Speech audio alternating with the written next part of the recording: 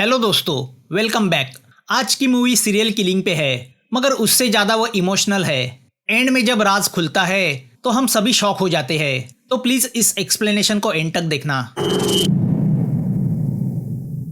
TV पे reality show चल रहा है जिसमें ऐसे इंसानों को ऑडियंस के सामने लाया जाता है जिनमें कोई स्पेशल एबिलिटी है।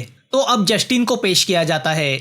जस्टिन में भी एक स्पेशल एबिलिटी है जिसे गॉड गिफ्ट कहा जा सकता है। वो क्या है वो हमें बाद में पता चलता है।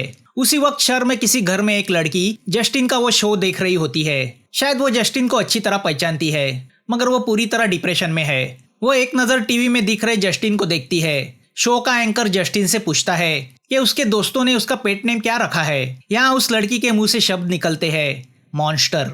इतना कह के वो लड़की अपने आप को फंदे से लटका के खत्म कर देती है।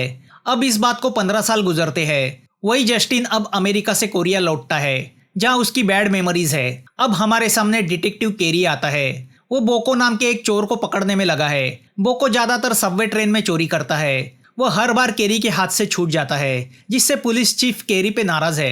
केरी चोर उचक्कों को पकड़ने में इंटरेस्टेड नहीं है। वो कोई बड़ा केस हैंडल करना चाहता है। यहाँ जस्टिन अपने अंकल के घर आता है जिनकी हाल ही में डेथ हुई है। जस्टिन अब एक प्रोफेशनल फोटोग्राफर है। उसके फोटो में ह्यूमन इमोशंस दिखाई देते हैं। जस्टिन ने क्लिक किए हुए फोटो देख के नेशनल जियोग्राफी की एडिटर उसके काम पे बहुत खुश होती है और उसे जॉब ऑफर करती है।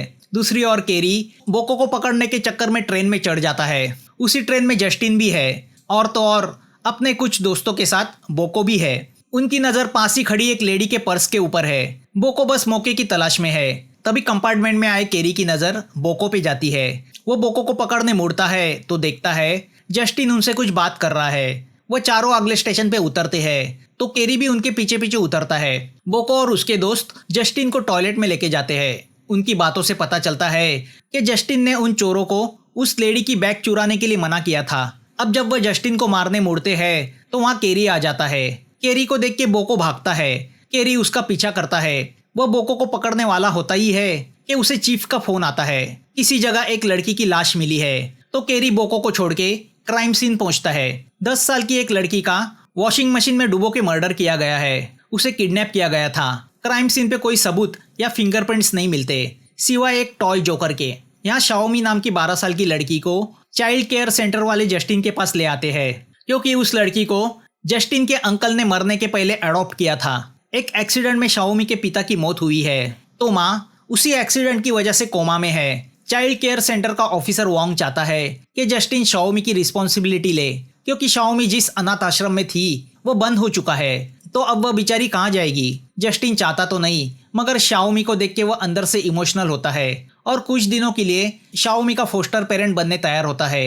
वो शाओमी से कहता है कि कुछ दिनों में वो वापस अमेरिका जाने वाला है। फिर शाओमी को वापस चाइल्ड केयर सेंटर जाना पड़ेगा। शाओमी उसे थैंक्स कहती है।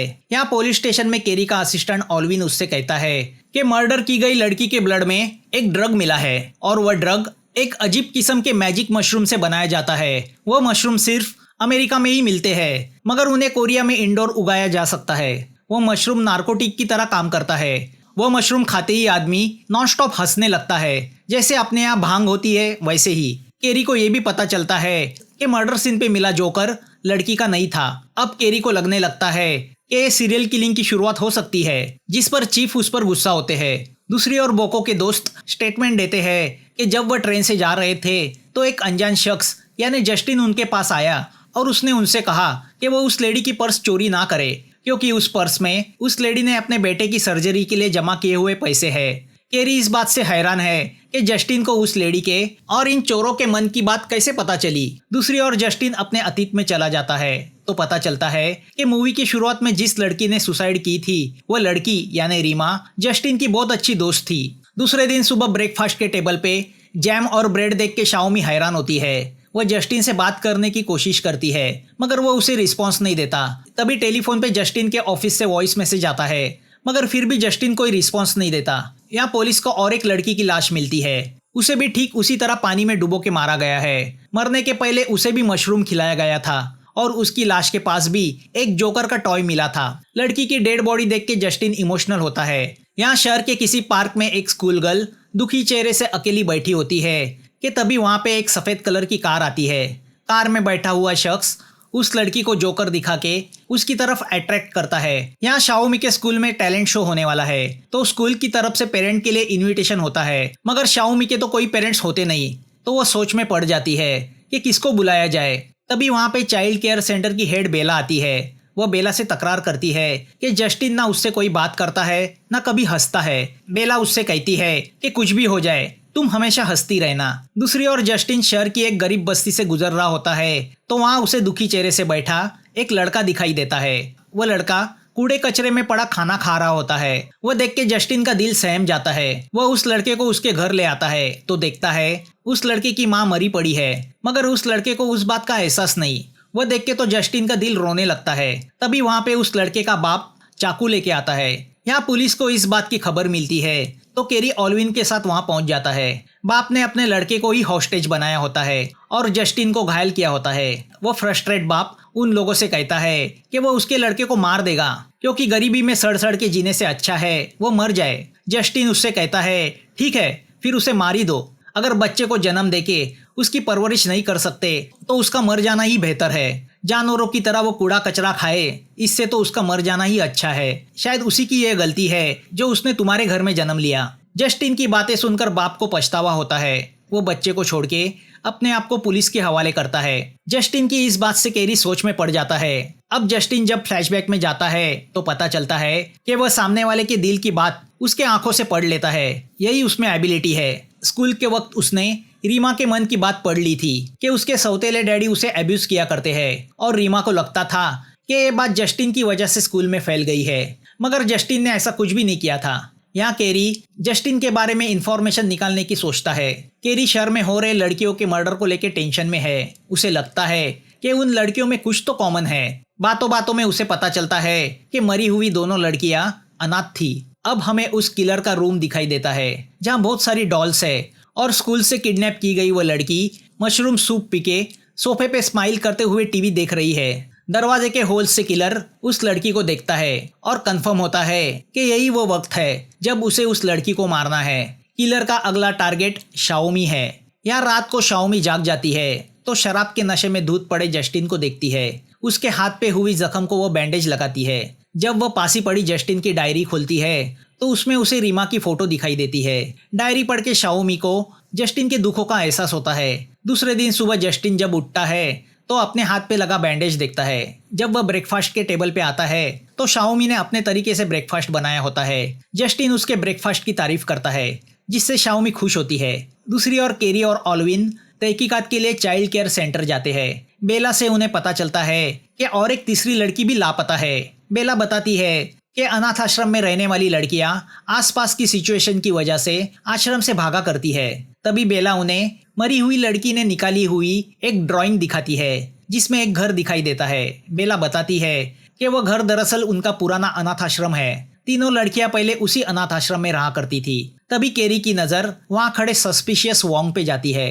उसका केरी को देख के नजर चुराना केरी के मन में शक पैदा करता है। अब बेला उन्हें शाओमी के डिटेल्स दिखाती है और कहती है कि शाओमी अनाथ तो नहीं है, मगर कुछ दिन के लिए वो उसी अनाथ आश्रम में रहा करती थी।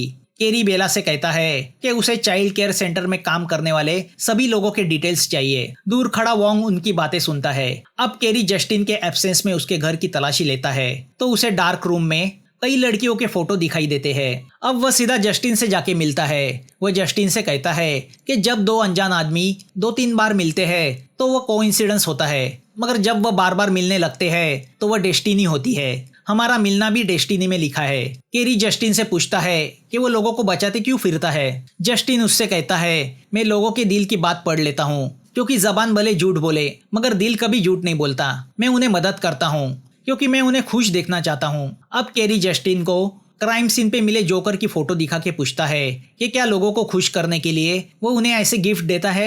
जस्टिन जवाब नहीं देता। यहाँ शाओमी हॉस्पिटल में अपने माँ से मिलने जाती है और उसे अपने टैलेंट शो का एक एक्ट करके दिखाती है, मगर अचानक वो वहाँ बेहोश होकर गिरती है, जिससे कोमा में पड़ी उसकी माँ के पल्स रेट बढ़ने लगते हैं। काफी रात होने के बावजूद जब शाओमी घर नहीं आती तो जस्टिन टेंशन में आता है। वो हॉस्पिटल पहुंचता है तो उसे डॉक्टर से पता चलता है कि शाओमी के आंखों का कॉर्निया 2 साल पहले हुए एक्सीडेंट की वजह से डैमेज हो गया है। अगर कॉर्निया ट्रांसप्लांट नहीं किया गया तो कुछ दिन के बाद उसे दिखना बंद हो जाएगा। वह अंधी हो जाएगी। जस्टिन कोमा में पड़ी शाओमी की माँ से प्रॉमिस करता है कि उसकी लड़की को कुछ नहीं होगा। वह सुन के माँ के पल्स रेट फिर से नॉर्मल होते हैं। यहाँ ऑल्विन केरी से कहता है कि पहला मर्डर 15 दिन पहले हुआ था, मगर जस्टिन 4 दिन पहले ही अमेरिका से कोरिया आया है, तो उस पर शक नहीं किया जा सकता। दूसरे दिन शाओमी जाग जाती है तो देखती है आज जस्टिन ने उसके लिए ब्रेकफास्ट बनाया है अपने स्टाइल का। वह शाओमी को स्कूल छोड़ने की सोचता है, मगर उसके पहले ही शाओमी जा चुकी है। जाने के पहले उसने टेबल पे जस्टिन के लिए टैलेंट शो का इनविटेशन रखा होता है। या केरी चीफ से कहता है कि मर्डर की हुई लड़कियों को अब्यूज नहीं किया गया, मगर लाफिंग मशरूम और जोकर का मिलना यही दर्शाता है कि किलर चाहता था कि लड़कियां स्माइल करते हुए मरे। केरी को वोंग पे शक है क्योंकि कुछ महीने पहले उसकी 10 साल की लड़की की मौत हो चुकी है, तो अब वोंग पे नजर रखने का फैसला लिया जाता है। यहाँ बोको चोरी करने के इरादे से एक घर में घुस जाता है। घर में सब जगह छोटी लड़की के कपड़े और खिलौने होते हैं। वहाँ कुछ टेप भी पड़ी होती है। बोको को लगता है कि वो कोई ठरकी आदमी का घर है। तभी उसे वहाँ रखा मशरूम सूप दिखाई देता है। वह जी भर के सूप पीता है। टेबल पे पड़ा जोकर भी उसे दिखता है। अब जब वह उस घर से बाहर निकलता है तो बस हंसते ही जाता है। यहाँ शाओमी बेसब्री से जस्टिन का इंतजार कर रही है। वो चाहती है कि जस्टिन उसका परफॉर्मेंस देखे। जस्टिन को वह कार्ड मिलता है। यहाँ शाओमी का गाना शुरू होता है। उसकी आंखें सामने बैठे लोगों में जस्टिन को ढूंढ रही है, मगर जस्टिन को ना देख के वो मायूस होती है कि तभी कॉर्नर में उसे उसके फोटो ले रहा जस्टिन दिखाई देता है। जस्टिन को देखते ही उसके चेहरे पे एक ब्रॉड स्माइल आ जाती है और वो जोश में गाना गाने लगती है। फंक्शन के बाद जस्टिन शाओमी को पार्क में ले जाता है। शाओमी जस्टिन से कहती है कि उसके डैडी की मौत हुई है तो मम्मी बेड पे है, तो अब वह जस्टिन को ही पेरेंट की तौर पे देखती है। जस्टिन उससे कहता है कि उसने उसके माँ के मन की बात उसके आंखों में पढ़ ली है, वो तुम पे बहुत प्राउड फील करती है। शाओमी समझ नहीं पाती कि जस्टिन आंखों में कैसे किसी के मन की बात पढ़ सकता है, तो जस्टिन उसके कानों में उसका वो सीक्रेट बताता है जो मूवी के एंड में हमें पता चलता है। मगर वह बात सुन के शाओमी शॉक होती है और उसका जस्टिन को देखने का नजरिया बदल जाता है। अब वो उसके ज्यादा क्लोज हो जाती है। दोनों खूब एंजॉय करते हैं। शाओमी भी फोटोग्राफी सीखना चाहती है, तो अब जस्टिन उसे एक कैमरा गिफ्ट करता है। रास्ते से जाते हुए शाओमी घोंसले से गिरी हुई चिड़िया को देखती है जो आखिरी सांसें भर रही है। शाओमी चाहती है कि जस्टिन उसे बचाए, मगर जस्टिन उससे कहता है कि नेचर में सबकी मौत लिखी है, उसमें इंटरफियर नहीं करना चाहिए। मगर शाओमी वह बात अपनी माँ से जोड़ती है। वह नहीं चाहती उसकी माँ मरे, तो वह जस्टिन पे नाराज होती है। जस्टिन अपने आप से इस बात पे गुस्सा होता है कि वह इमोशनली शाओमी में इन्वॉल्व होते जा रहा है। उसे लगता है वह जिसके करीब जाता है उसकी मौत होती है। यहाँ किलर अब शाओमी को मारने का फैसला करता है। दूसरे दिन जस्टिन जानबूझ के ब्रेकफास्ट के टेबल पे नहीं आता और ना ही स्कूल में जाती शाओमी को बाय करने आता है, मगर विंडो से झांक के वो कंफर्म करता है कि केरी उसके प्रोटेक्शन में है। शाओमी रास्ते से फोटो निकालते हुए जा रही है तो केरी उस पे नजर रखे हुए है। अचानक शाओमी बेहोश होकर नीचे गिरती है। केरी उसकी तरफ दौड़ता है, मगर एक कार उसे ठोकर मार देती है। केरी अनकॉन्शियस हो जाता है। अब उस कार से किलर नीचे उतर के शाओमी को उठा के कार में डाल के अपने साथ ले जाता है। रात को जब शाओमी नहीं दिखती तो जस्टिन उसके कमरे में चला जाता है, तो शाओमी की फंदे से लटकती लाश उसे नजर आती है। वह देख के वो पूरी तरह शॉक होता है, मगर अगले ही पल पता चलता है कि वह जस्टिन का सपना था। अब जस्टिन शाओमी को ढूंढने निकलता है तो रास्ते में पड़ा शाओमी का कैमरा उसे नजर आता है।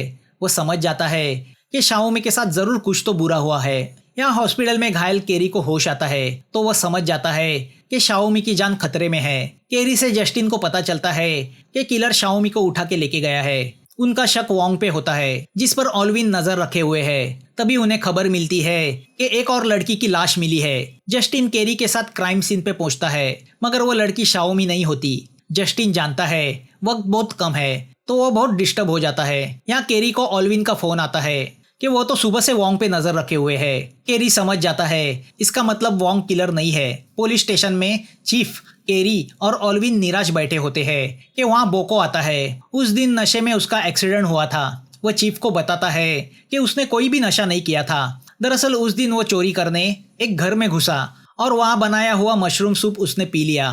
फिर न जाने उसे क्या हुआ, उसे पूरी दुनिया उल्टी पुल्टी दिखने लगी। बोको की बातें सुनकर केरी के होश उड़ जाते हैं। वो समझ जाता है कि बोको उस दिन गलती से जिस घर में घुसा था वह घर सीरियल किलर का था। बोको ने उस घर से चुराई टेप पे मर्डर की गई लड़कियों की वीडियो दिखते हैं। अब बोको से उन्हें उस घर का एड्रेस मिल जाता है। केरी उस घर की तरफ भागता है। दूसरी ओर किसी अनजान जगह शाओमी जाग जाती है। वो एक कमरे में बंद होती है। वहाँ किलर ने बनाया मशरूम सूप भी रखा होता है, मगर शाओमी उसे नहीं पीती। तभी किलर इंजेक्शन लेके उस कमरे में आता है। शाओमी मुड़ के उसे देखती है और हैरान होती है। यहाँ शाओमी की तलाश में जस्टिन पुलिस स्टेशन पहुंचता है तो वहाँ वो बोको ने चुराई टेप देखता है जिसमें मर्डर हुई लड़की हंसते हुए ट्राइसिकल चला रही है। उसने फेरी विंग्स लगाए हैं। वो बिल्कुल वही विंग्स है जो शाओमी ने पिछले साल अनाथ आश्रम में शो के रिहर्सल के वक्त पहने थे।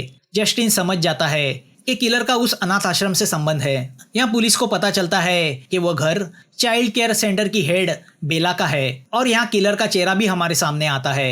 बेला इंजेक्शन लगाने शाओमी की ओर मुड़ती है तो शाओमी डर जाती है। दूसरी ओर पुलिस बेला के घर पहुंचती है जहां उन्हें उगाए मशरूम भी दिखाई देते हैं, मगर बेला या शाओमी कहीं नहीं मिलती।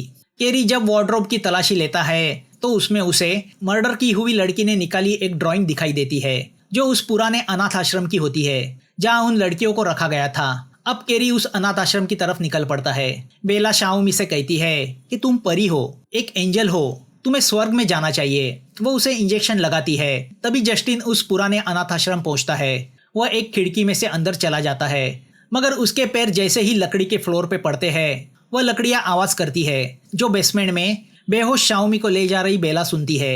बेला समझ जाती है कि कोई तो अंदर आया है। वह अलर्ट होती है। यहाँ केरी को ओल्विन से पता चलता है कि बेला भी उसी अनाथ आश्रम में पली बड़ी है। उसे 17 साल की उम्र में एडॉप्ट किया गया था, मगर उसके फोस्टर पिता उसे एब्यूज किया करते थे तो उसने उन्हें चाकू मार दिया था, जिसकी वजह से उसे साइकेट्रिस्ट की ट्रीटमेंट लेनी पड़ी थी। यहाँ जस्टिन बेसमेंट में उस रूम में चला आता है जहाँ शाओमी को रखा होता है। शाओमी अनकॉन्शियस होती है। जस्टिन शाओमी को उठाने जाता है तो पीछे से बेला उस पर हमला करती है। हाथापाई में लैटन गिर के वहाँ आग लग जाती है। जस्टिन शाओमी को वहाँ से ले जाने की कोशिश करता है तो अब बेला उसका रास्ता रोक लेती है। उसके दिमाग में यही बात बैठी है कि मर्द अनाथ लड़कियों का फायदा उठाते हैं, उन्हें अपना शिकार बनाते हैं। बेला की बातों से पता चलता है कि उसे उसके फोस्टर पिता के संबंधों से एक बच्ची हुई थी, मगर उस ठरकी जानवर ने उस बच्ची को भी अपना शिकार बनाना चाहा तो बेला ने चाकू मार के उसे घायल किया। उसे लगा उस ठरकी इंसान के छूने से उसकी बच्ची गंदी हुई है तो उसने शॉवर में उसे नहला के साफ करने की कोशिश की, जिसमें वह बच्ची मर गई। तब से अनस्टेबल दिमाग के बेला ने ठान लिया कि इन मर्दों के समाज में अनाथ लड़कियों की कोई जगह नहीं, वो एक एंजल है और उनकी जगह हेवन में ही है। इसलिए वह उन्हें मशरूम खिला के उनके चेहरे पे हंसी लाती थी, फिर उन्हें टब में डुबो के साफ करके उन्हें मार दिया करती थी। अब बेला एक लकड़ी जस्टिन के पेट में भोंक देती है। जस्टिन बेला की आंखों में उसकी दर्द भरी कहानी पढ़ लेता है। अब बेला पश्चाताप से अपने आप को आग में झोंक देती है। तभी शाओमी के आंखों की रोशनी चली जाती है, उसे कुछ दिखाई नहीं देता। तो अब जस्टिन उसे उठा के वहां से निकलने की कोशिश करता है, मगर लकड़ी का सीलिंग उसके ऊपर गिरता है। वह शाओमी को कवर करके बचा लेता है।